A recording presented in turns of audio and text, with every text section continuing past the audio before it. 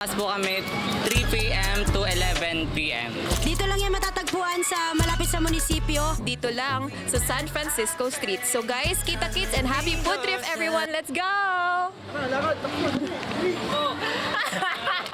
Iba't ibang mga masasarap na pagkain. Ito yung stall namin, Taco House. May mga bago kaming nilabas.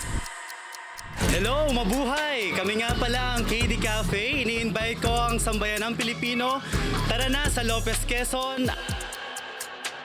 Kung stall is Charlie's Barbecue, na #1 barbecue in town. Kami po ang turo-turo ni Gabo. Pasyalan niyo po kami dito sa aming stall. Ito pong Gerardo. Isama ang ating buong pamilya, isama ang ating mga kababayan para ma-enjoy.